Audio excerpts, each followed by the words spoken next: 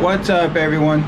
I just saw a post on one of the Facebook groups, and it was really cool.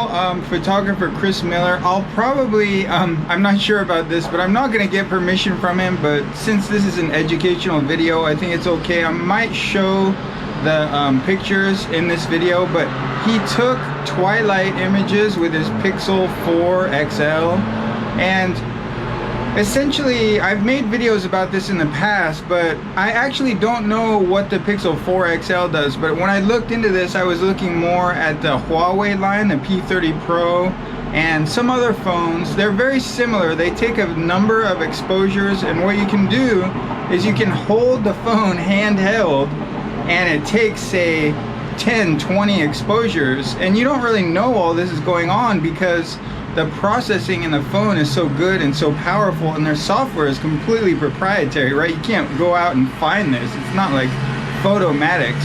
And I've been through all this in a bunch of videos I did about phones, but I think it's great to see the results, and I'm really glad somebody posted this. And there's a lot of people asking questions in that thread, and I think they're asking the wrong questions and making the wrong statements. The first thing that jumps into my mind when I see those photos is, first of all, if you notice, he said that he took those photos after the light was good. That means when there's too much, when it's too dark, when the sky is too dark.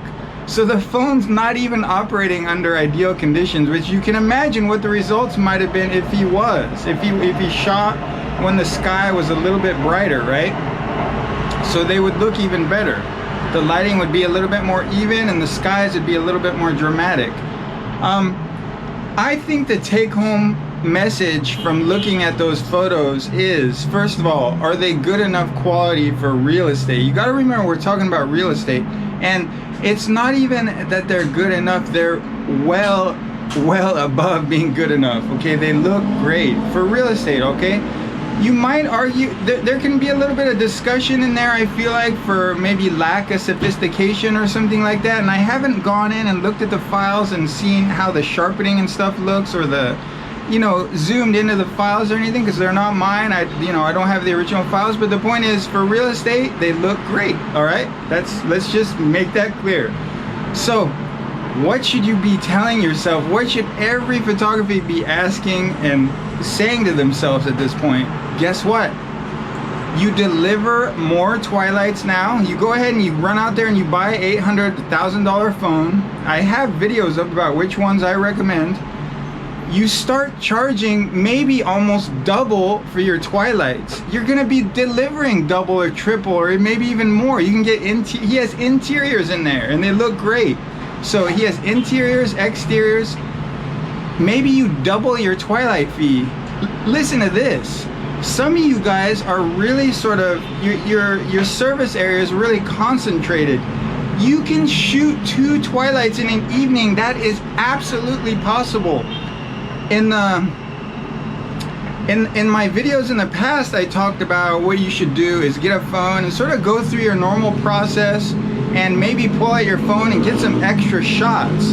And the way I said it in those videos was, you know, you still look like a professional, you have your big equipment set up, and this is a way to sort of get around looking like somebody who's just running around taking photos of their phone, right? Your clients might not want to see that. So to get around that, you just keep all your tripod and all your lighting all set up, you know, on the outside of the house, and you walk around with your phone, okay? It sounds a little shady, but whatever. I don't know, if you're delivering a nice product, I don't think anybody's gonna notice or care. So you're making way more money with your Twilights now. Maybe you charge $100 for your Twilights, maybe you can bump it up to 125, right? Maybe that's more realistic. And maybe you can say, look, I'm delivering double the Twilights now. And guess what? You're not doing any work, any post-processing, nothing, okay? Like I said, maybe you can shoot 2 Twilights. Remember, his post right there is telling us he shot after he was done with all his Twilights. After he was actually shooting the house, he went around. So if you have a house, say within 20 minutes of your current house, you can drive over there as quick as you can after you get the really good light with your phone and you drive to the second location, you shoot another Twilight in the same day. So we're at this point, we're talking about you're doubling your Twilight fee. For me, I know it depends actually. It depends on, but I almost double my fee. So if I shoot a house for 200, the Twilights might be 400, right? But I usually don't charge exactly double. But anyway, that's getting off track. So the point is, you can shoot 2 Twilights in one night, okay? I believe that with this phone. It's just they're gonna have to be relatively close to one another, maybe no traffic, and maybe if you live somewhere like New Mexico, right?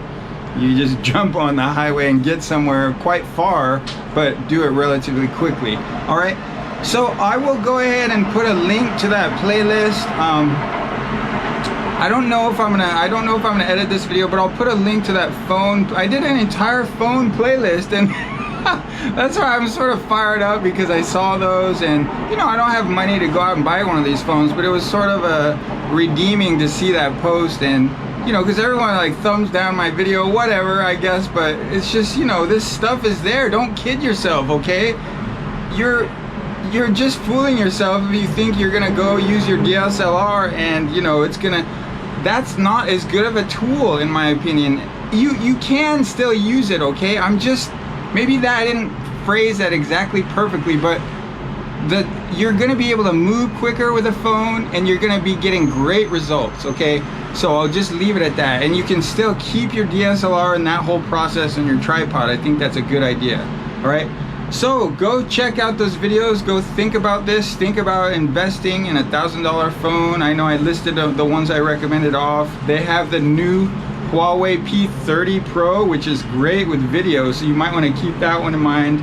And don't forget, these phones, I'm sort of repeating myself from all these other videos, but they have processing and software that DSLRs simply don't have, because phone companies there's such a huge market. Everyone in the world has a phone. You see how that works? So they're able to dump money into the software development and sort of these computational software that they put inside the phones. The phones also have amazing chips inside them, right? That cameras don't. A $4,000, you know, setup, a DSLR, is not going to be able to compete with the phone in certain respects. The sensor is going to be great, and I think what we're going to see in the future is sort of a melding of these two technologies: the large sensors, and then the, you know, being able to hand hold a DSLR and just get a crisp shot. I mean, isn't that great? We talked about this in the previous videos. How handy is that going to be when you're in a pitch black room practically? There's just a little bit of light coming through the window, and you can get like a nice, crisp, clean document scan. You know, you need a picture of a document or something. You know, we all do that for our references sometimes. Stuff like that, you just can take pictures in pitch black, handheld now. So, all right.